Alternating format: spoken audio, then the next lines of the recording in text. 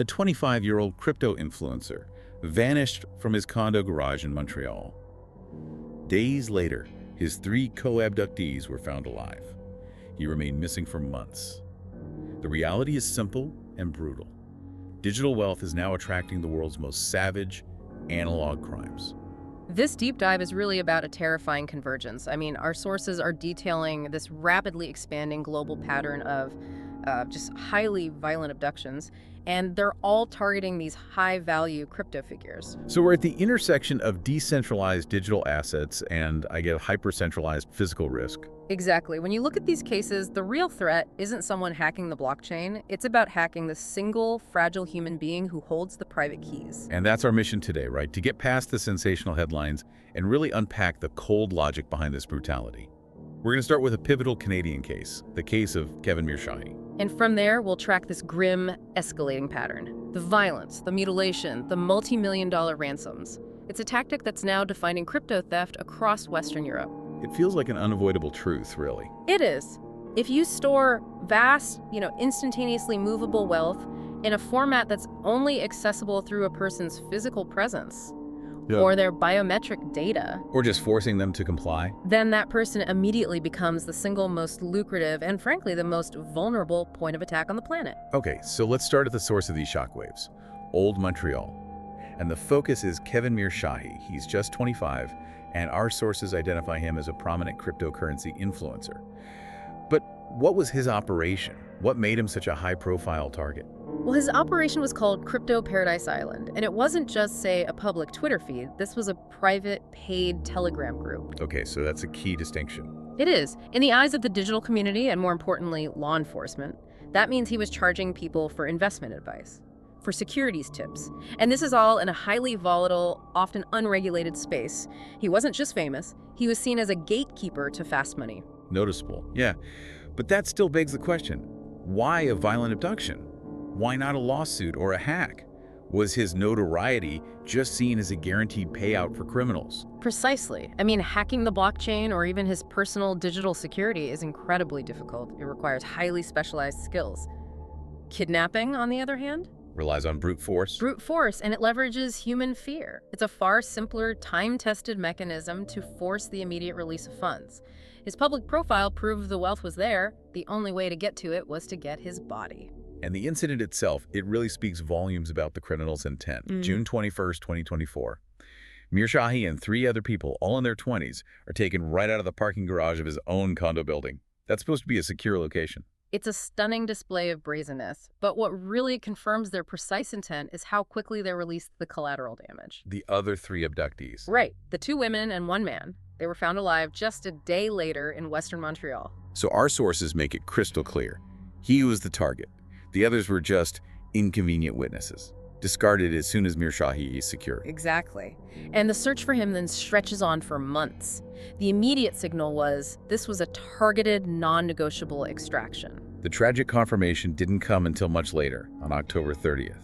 A passerby discovers human remains in Parc de l'Aile de la Visitation. Yeah. And the police sources noted the body was decomposing, which just underscores the length of time he'd been gone and the likely nature of his death. His remains were formally ID'd as Mirshahi, Montreal's 32nd homicide that year. The Quebec provincial police, they determined pretty quickly that he'd been killed, and the legal fallout that followed.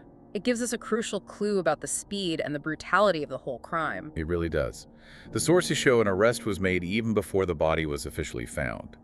By August 2024, a 32-year-old woman, Joanie Lepage, was arrested. And charged with first-degree murder, forcible confinement, and accessory after the fact. But what really stands out to me is the alleged timeline. The killing is reported to have taken place in Le Cèdre, which is outside of Montreal, on the very same day as the kidnapping. That short window, that's the key indicator of the criminal intent here. Moving him that quickly from a public abduction in the city to an execution site miles away, all within hours. It suggests something went wrong. Or very, very right for them. It suggests that the transfer of crypto funds was either impossible or, and I think this is more likely, that the criminals got the assets immediately and then eliminated their only witness to ensure permanent anonymity. There were no lengthy negotiations. This was a high-speed, high-stakes extraction that turned lethal fast. That helps us understand the how of the crime. But to get the why, we really have to look beneath the surface at the regulatory shadow that was hanging over Mirshahi's whole digital life. Absolutely. We can't frame this as just a random act of violence. His business was already under heavy scrutiny, and that public scrutiny likely played a huge role in making him visible to organized crime. You're talking about the AMF. Quebec's financial regulator, the Autorité des Marchés Financiers, they'd been investigating him since 2021. That's a long time for a regulator to be paying attention. Why is that relevant to a murder, though? Doesn't that just sound like, business risk, not physical danger? It's the convergence of the two. The AMF wasn't just investigating, they were acting. They sought and they got specific rulings against Mirshahi and his associates. Rulings like what? Like outright bans on acting as investment dealers or advisors, and crucially, bans on securities transactions.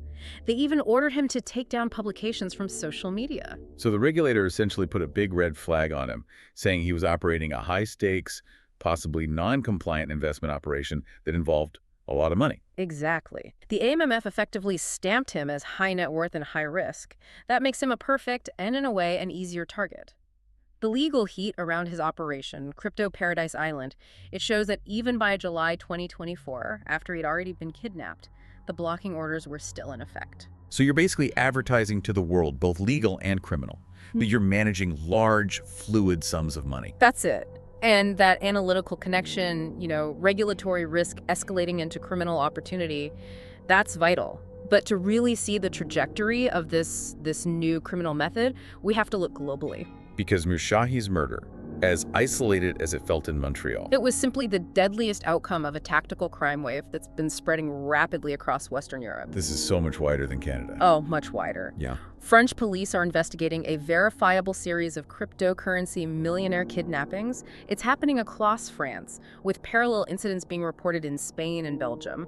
It has become a specialized, extremely violent form of organized crime. And it's all targeting the weakest link. The human body. And the criminal calculus they're using is just chilling. Our sources detail these instances where criminals are choosing immediate physical mutilation over any kind of lengthy negotiation. Why jump straight to that level of violence? It speaks to the unique nature of crypto assets. I mean, a traditional kidnapping for fiat currency might involve weeks of negotiations, bank transfers, clean drop-offs. Crypto, though, it transfers globally in seconds. So the window of opportunity is tiny. It's tiny, and police tracking can be activated fast. Mutilation, like chopping off a finger, is the fastest, most certain way to prove you're serious and to create urgency. It forces the victim or their family to submit the access keys now. Let's look at the most prominent case that really set this terrifying precedent. David Baland. He's the co-founder of the crypto firm Ledger, a company valued at over $1 billion. So in January 2025, Baland and his partner were abducted right from their home in Montreal, France. The speed with which they were separated is telling. Baland was taken to a house in Châteauroux. And this is the horrifying detail. One of his fingers was cut off. Right, and that was used as leverage. A ransom demand was sent to his business corner for a massive amount of crypto, around 10 million euros. It's a calculated act of terrorism designed to force a high-speed, decentralized transaction. It's just absolute nonverbal proof that they mean business and will escalate immediately. And Baland was eventually freed in a police raid. His partner was found tied up in the boot of a car the next day. 9 suspects are under investigation. But the insight here is the strategy. Use shocking, irreversible physical harm to force a digital transfer that is itself designed to be irreversible and untraceable. Right, so the immediate move was mutilation.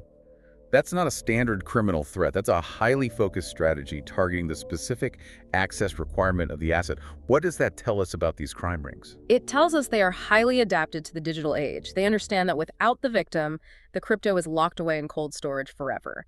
They need the access code, the biometrics, the specific device. They're not just thieves. They're like specialized asset recovery specialists who see the victim's body as an authentication device they have to break to get the funds. And terrifyingly, it wasn't a one-off. Just months later, May 2025, another attack in Paris, this time targeting the family structure around crypto wealth. Yes, and this case is fascinating because they went after a relative. The victim was the 60-year-old father of a wealthy crypto son. They both ran a crypto marketing firm based in Malta. He was abducted in broad daylight by 4 men in ski masks. So why target the father in Paris when The son, the actual wealth holder, was likely more secure, maybe in Malta. It's a tactical shift. The son, the primary crypto figure, probably has layers of security, digital and physical. The father, though, he's a softer target. And the emotional duress you put on the son is guaranteed to be immediate and total. The goal is the same: force the transfer. And the violence was replicated. He was held for 2 days, armed police rescued him, and they found one of his fingers had also been chopped off. The attackers wanted 5 to 7 million euros. It just solidifies the strategy. They're operating with the expectation that physical coercion is necessary because getting to decentralized crypto is impossible without the human access terminal. Police sources said investigators feared more mutilations if the rescue hadn't happened when it did. The final case, in our sources, it highlights that the threat isn't always mutilation, but pure psychological leverage. December 2024. The father of a French crypto influencer based in Dubai was targeted in eastern France. This was a textbook high-pressure home invasion kidnapping.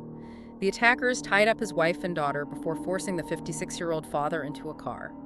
The goal was clearly to leverage the fear of the family still there to force compliance from the wealthy son overseas. The father was found 24 hours later, tied up in the boot of a car in Normandy. He showed signs of physical violence, but the detail that just sticks with you: he had been sprinkled with petrol. That is an analog threat of immolation. It leaves zero doubt in the mind of the victim or their family about the finality, the horror of the potential outcome. It's designed to paralyze them with fear, ensuring an immediate, smooth transfer of funds. These criminals are using the absolute certainty of fire and death to secure wealth that's built on the abstract uncertainty of a digital ledger. So if we look back at Kevin Mirshahi's murder in Montreal, and this spree of finger-chopping and petrol threats across Europe, the conclusion seems unified. This is a radical shift in criminal methods. It isn't about sophisticated malware or complex digital exploits. No, it's a shift to brute force, targeting the one single point of failure in the whole decentralized system, the physical body that holds the key. The anonymous, pseudo-untraceable nature of crypto makes it the ideal ransom currency, because once it's transferred, getting it back is incredibly difficult for law enforcement. But that exact benefit paints a giant physical target on the custodian. The pattern shows these criminal organizations are highly organized, globally connected, and prepared to use extreme, shocking violence, including murder, to get to that crypto wealth. Precisely. We used to worry about the security of the cold storage device or the strength of the encryption. Now, physical security and personal risk for high net worth individuals in this space have just fundamentally changed. These cases show that the speed and anonymity of crypto transactions, they necessitate a corresponding speed and finality in the criminal method. Which brings us to a serious question we have to ask you, the listener.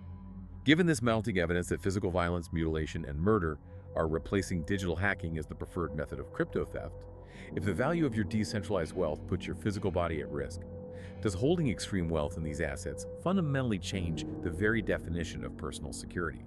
What does self-custody truly mean when the custodian themselves is the primary target for physical harm?